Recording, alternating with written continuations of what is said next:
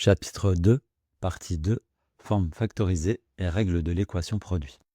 Dans les vidéos précédentes, nous avons rappelé comment étudier le signe d'un produit de deux fonctions affines.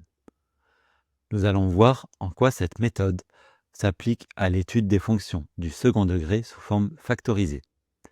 Dans cette vidéo, nous présentons comment passer de la forme canonique à la forme factorisée. Dans la vidéo suivante, nous étudions les différences entre la forme factorisée et un produit de deux fonctions affines. Pour cette vidéo, nous avons besoin de deux ingrédients. La forme canonique et la forme factorisée sont deux formes d'un polynôme du second degré.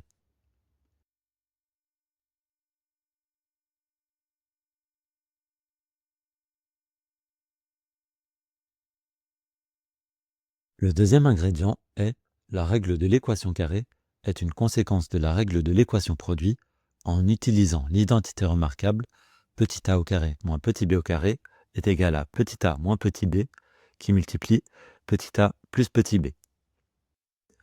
Avec ces deux ingrédients, on va pouvoir étudier le signe d'une fonction du second degré sous forme canonique en factorisant.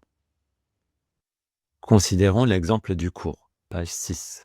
P de x est défini par 1 demi qui multiplie x moins 5 demi au carré moins 9 huitièmes. Il est important que vous vous habituiez à travailler sur des expressions fractionnaires. On veut factoriser en utilisant l'identité remarquable a carré moins b carré est égal à a moins b qui multiplie a plus b. Donc on doit isoler le carré x moins 5 demi au carré. Pour cela, on met 1 demi en facteur. Si besoin, on réécrit 9 huitièmes égale 1 demi fois 9 quarts.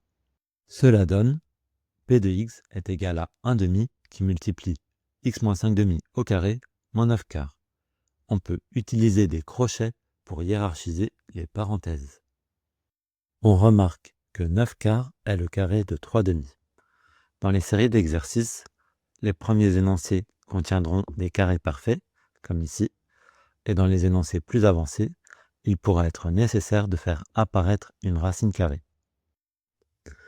On peut donc factoriser en utilisant l'identité remarquable a carré moins b carré est égal à a moins b qui multiplie a plus b.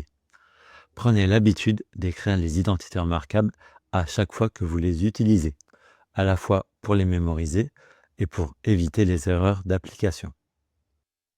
Ici, grand A est égal à x moins 5 demi et grand B est égal à 3 demi, ce qui donne P de x est égal à 1 demi qui multiplie x moins 5 demi moins 3 demi qui multiplie x moins 5 demi plus 3 demi. Enfin, on simplifie les parenthèses. Les crochets ne sont plus nécessaires. Moins 5 moins 3 demi est égal à moins 8 demi est égal à moins 4. Et moins 5 demi plus 3 demi égale moins 2 demi égale moins 1.